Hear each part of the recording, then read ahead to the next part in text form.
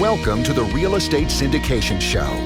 Whether you are a seasoned investor or building a new real estate business, this is the show for you. Whitney Sewell talks to top experts in the business. Our goal is to help you master real estate syndication. And now your host, Whitney Sewell. This is your daily real estate syndication show. I'm your host, Whitney Sewell. Today our guest is Adam Adams. Thanks for being on the show, Adam. Thank you for having me, brother. Yeah, I'm incredibly grateful for your time and having you back on the show. Adam was show number WS07, which was October 28th of 2018. It's hard to believe it was that long ago, or that I've known Adam that long. But Adam, it's been incredible to watch your success, and I know you're going to showcase that today just by how much you just teach us and how much you give to the listeners and myself today. It's incredible what you're doing and how many people you're teaching to grow their business and their brand. And you've definitely become an expert, one of the leaders in it, that's for sure. So Adam started investing in real estate in 2005 after repositioning his first apartment community in 2007 from a $2 million value to $4 million value in 12 months. As a property manager, he bought his first multifamily apartment building. Since then, Adam has managed several single-family fix and flips and holds over 100 multifamily rental doors. He is the organizer of Colorado's most active real estate group, and he hosts the Creative Real Estate Podcast. Adam, tell us a little more about what you're doing right now, and we're going to jump into something is like a superpower of yours today. Perfect. Well, first off, that bio did you just get that from my website? Because I have to update that. That is 100 more. I'm at over 1,000 now, but I thought that I need to adjust it.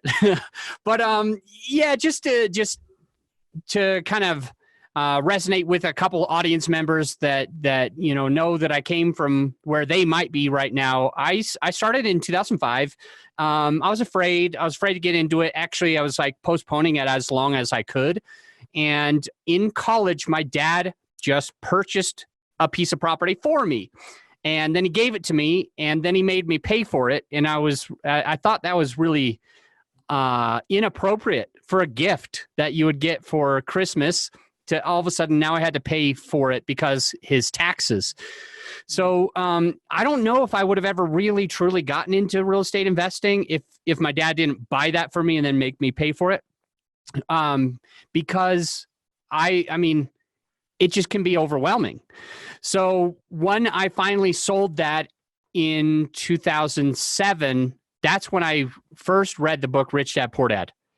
So my dad is a real estate investor. Some people don't know that about me, as I grew up thinking like this was going to be my path, but I just wasn't ready for it until I got that gift. But I read this book in 2007, and it really opened up my mind. And I found out that Robert Kiyosaki was an apartment person, not a single family person. Most people have no idea that he was syndicating apartments and not buying single family rentals. But when I found that out, I was like, well, I'm not going to just do what everybody else says to do. I'm just going to do what Robert did. And so after the land, I got into apartment investing. So I started managing apartments. 2007, you already mentioned that I doubled the value of an apartment as a manager, and then I started buying my own. But during the crash, so I felt the crash while I owned a multifamily. And I'll tell you, multifamily is more resilient than single family, but it's still not fun to own real estate when it's kind of like going down and down and down for 3 years, and your tenants or your residents are starting to have a hard time paying. So I was able to experience that. I lived to tell another day, and fast forward, I guess 15 years from the beginning, part owner in 1,400 doors. Nice. Well, Adam, you have since then, I mean, you have helped so many people brand themselves and really create their own businesses. And in this space, you really become an expert, and it's known by everybody in the space. That, I mean, you've become so knowledgeable. And one piece of your superpower that I think we're going to highlight today is just hacking the social media algorithms, and why that's beneficial, why that's useful. Maybe you could back up a little bit and tell us, like, why is that even important for a real estate syndicator to even know what that is or how to do it? Okay, well, I guess any real estate syndicator or almost anyone in business. So, like, if you're running an MLM, boom, you need this today. If you were an engineer and you were just trying to get your business to grow, this can be extremely valuable. And I'm not saying that you have to be some type of you don't have to be posting all the time on social media. So I'm not even trying to ask you to go so far out of your comfort zone that it's not even you anymore. I'm just saying that when you post on social media, there's a few ways and a few things that I think we can get in on this call with to just allow you to get more traction. For instance, Whitney, you asked what are we going to do if we're a syndicator and using these things? And I would say, if you're listening, there's a good chance that you want to raise private equity. There's a good chance that you're afraid to raise private equity. There's a good chance that you don't know how to approach it. So let's reverse the roles for you a little bit and allow you to start magnetizing or attracting this capital. You don't need to be a salesperson. You don't need to know how to jump out and whatever. You just got to be able to start attracting and influencing past investors to come to you. And I've used social media. So, and I always hate bragging or making it sound like it's a brag, but my meetup group is like one of the top 1% of 1% in the world. And I'm really grateful. World. Yes. In the world. So out of 225,000 meetups, I think in 60 or 30 countries, you'll have to look it up. This is all Googleable, but out of like 225,000, right? We are number 6. And so I was able to speak for the top 150 meetup organizers from around the world at Meetup HQ. But what I'm saying is, it's not just because I'm good at meetups. Like, being good at meetups still doesn't mean that people can find your meetup. Even if you're the best meetup organizer, doesn't mean you're going to have hundreds of people. You might still just have 3 people attending. That's just the truth of it. If you're the best apartment investor in the world and you're the best meetup organizer in the world, and you are bad at getting people into the seats, then you're going to have 3 people. So what I'm trying to state is that I used these social media algorithms to get butts in the seats. I use these social media algorithms to raise millions of dollars for my deals. And whether it's a 506B deal or a 506C deal, which a lot of your followers probably know the difference, but I'm not saying that you're posting your deal on social media. I'm not even saying that. I'm saying that you start to attract capital. You start to stand for something and get people on board with you, just like you've done, Whitney, in your business. So, yeah, that's why it's important, is because you can either spin your wheels and get no investors, or get discouraged because you feel like you have to be a better salesperson, or you can use this for your benefit to be able to get in front of more and more people. Okay. So I think most people listening are if they're trying to be an operator or syndicator, they're definitely trying to raise capital and trying to learn how to use social media. And like you said, you have to stand for something, and then you have to get people on board. But I mean, people have to know what you're doing, right? You got to let people know that you're out there, or else, how it doesn't matter how good you are. All right.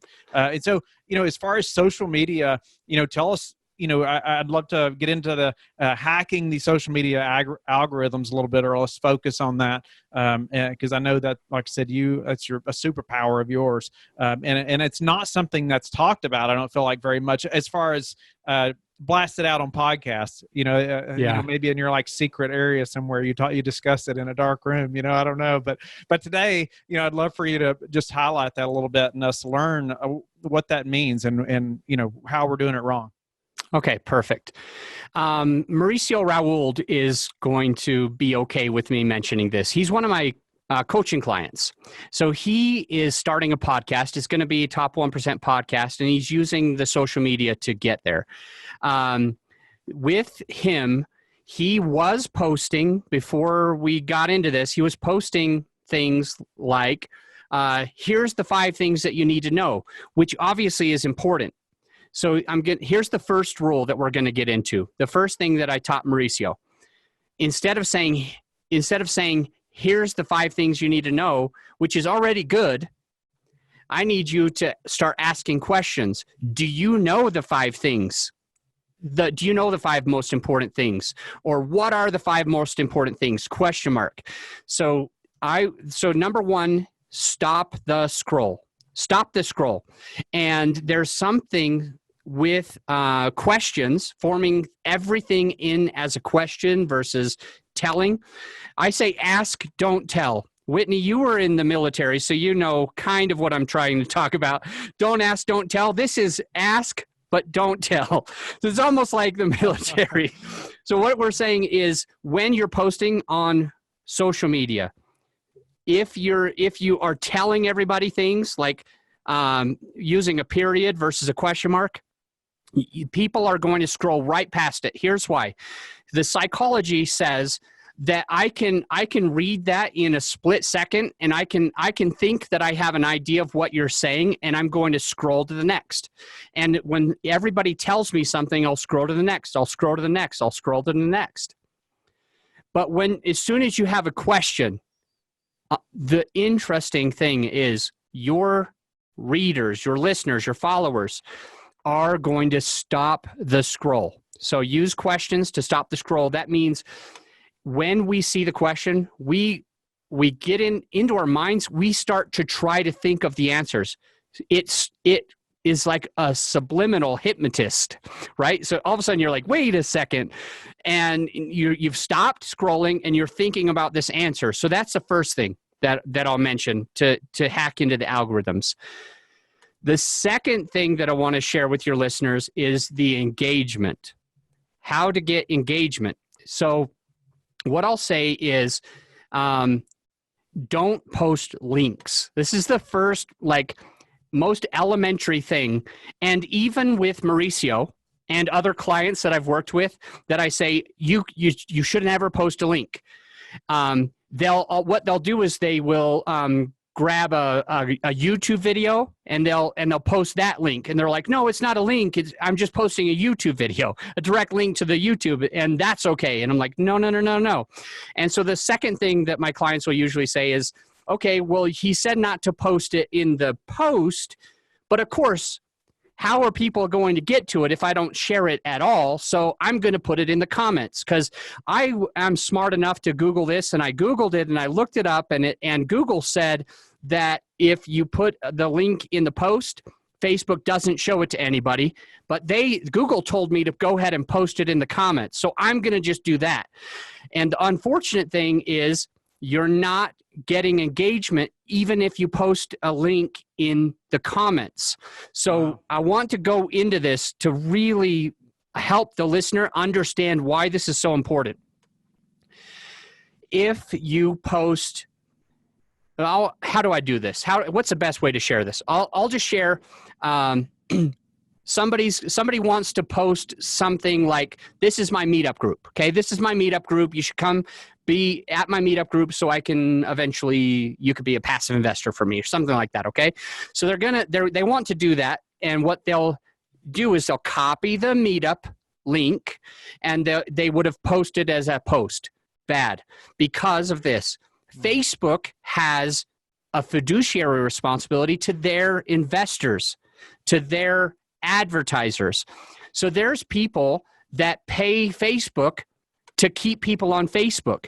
And so if Facebook sees that you've posted a link in the post, immediately they have something, an algorithm that tells Facebook not to share this post with your friends. So you've been wondering, why whenever I post my meetup does nobody see it? I get like one comment or one like. It's because Facebook can't keep pushing your stuff in front of people and having them click off of Facebook and go to Meetup instead. Because now they're helping Meetup. They don't want to help Meetup. They got their own investors. They got their own advertisers. They have to keep people on the platform. So how do we get people to our website then? We can't post a link. I mean, I guess they keep seeing us enough till they finally look us up. Okay, perfect. So how do we do it? What you'll do is you won't put it in the comments. You won't put it in the post. What you'll do is I like using some emojis, like a hand pointing down emoji. I love that one. So you'll say something like, I've got a meetup, and it's all about sales and marketing. So your person's got to be able to, the person listening to this got to be thinking about that to themselves. How do I word this to get people on board to wanting to do this? So you're going to say something like this. We have a meetup. Seats are limited. So if you want to come, comment below. And so here's the third thing. Now, what people will see is this is the third part of the second thing. What people will do is they will say to themselves, okay, so when they comment, I should reply with the link. Still, no, you don't do that. You got to have the engagement. So here's what you do. You'll say, comment below if you want to come. Its seats are limited. And then you point the arrow down. Then when they reply, hey, I would love the link. Then you reply with a question. Awesome. Happy to send you the link. Would you rather me send it to your email or just through the DM? But you got to reword it 10 different ways because you don't want to just copy and paste the same thing. You want to say the PM versus DM. Do you want me to email you or go to the Facebook Messenger app?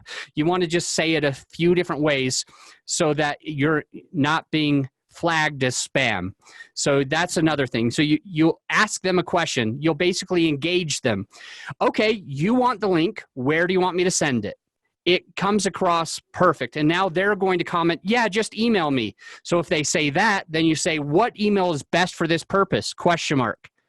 And so you've turned one comment into 6 automatically.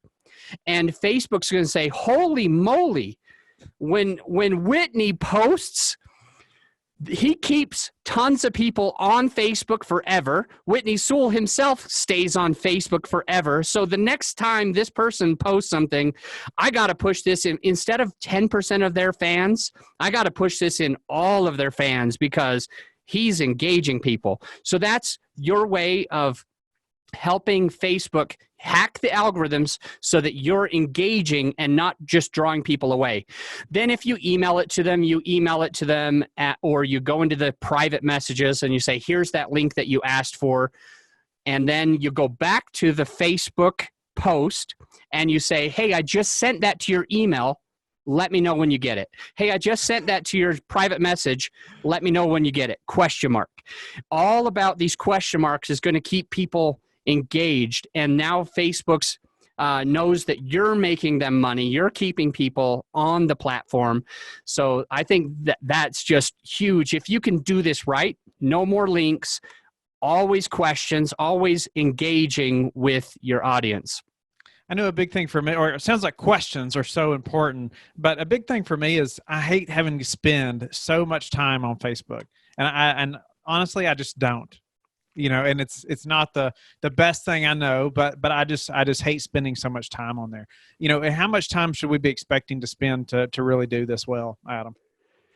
Well, good question. I mean, me and a VA together, we pretty much put in 70 hours a week. Okay, just combined, we put in a lot of Facebook time. However, you don't really need that. Here's the third thing that I'll teach your audience right now, and it goes along with what you just asked. I need to share with them that you don't set it and forget it.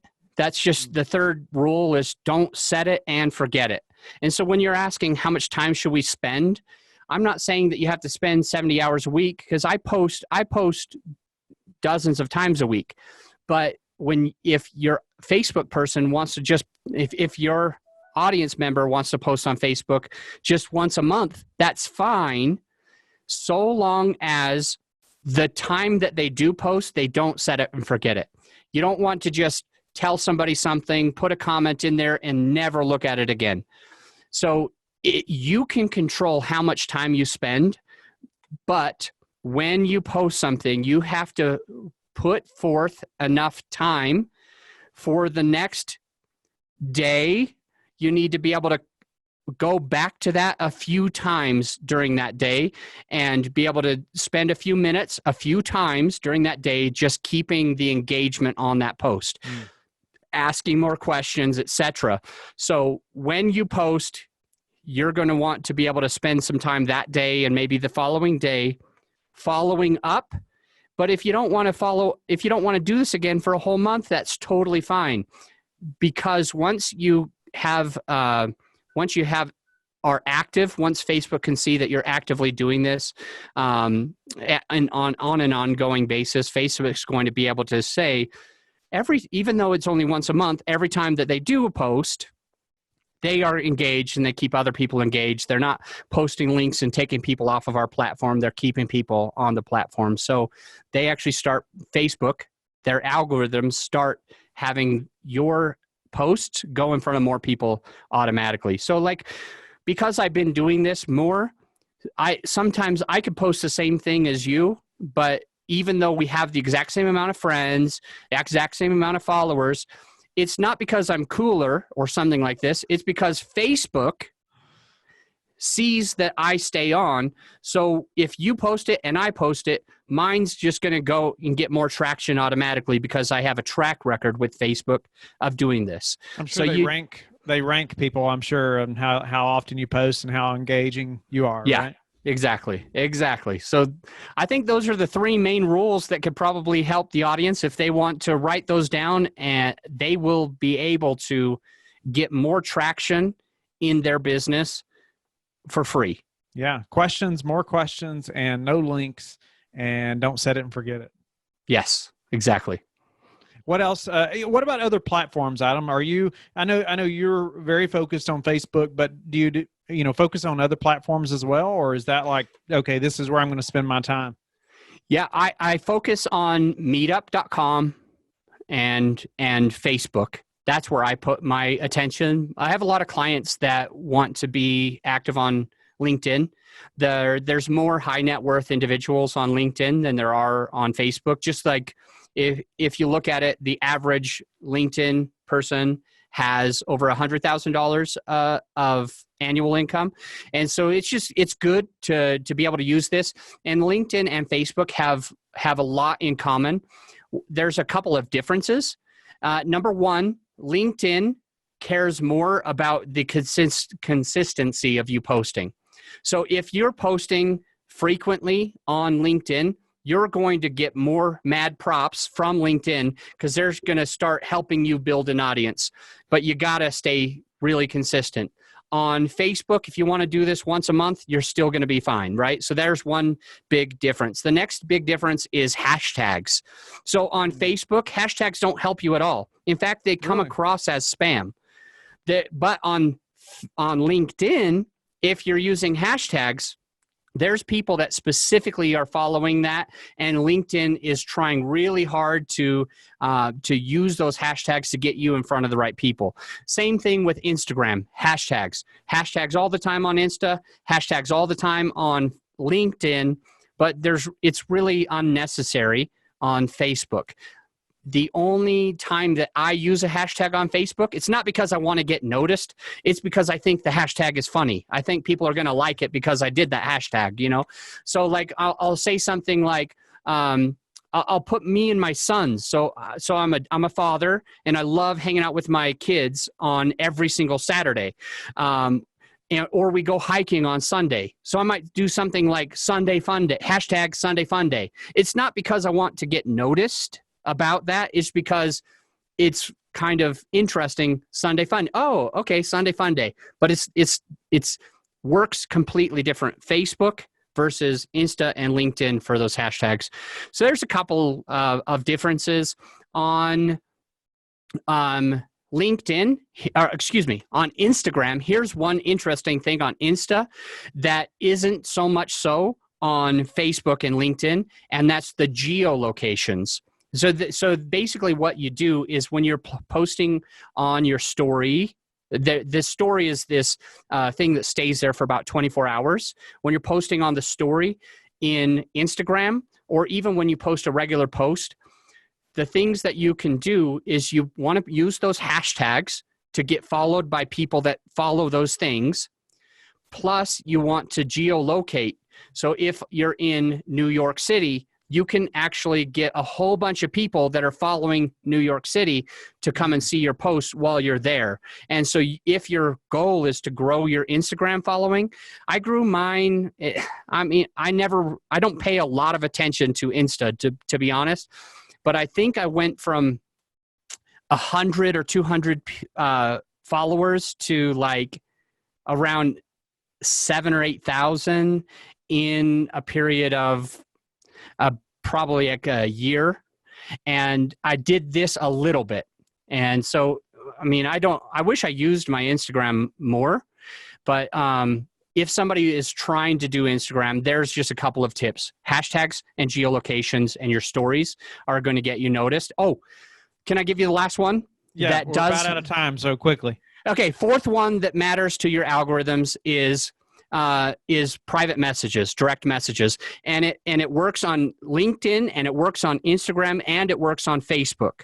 So if what you do is you go in and private message the people that are commenting on your post or liking your post, thanks for liking my post, thanks for commenting on my post, or here's that thing you asked for, Facebook's going to see that you engage with these people, and they're more likely to put you in front of those people. So message the people that you want to see your posts, because Facebook's going to automatically start doing that.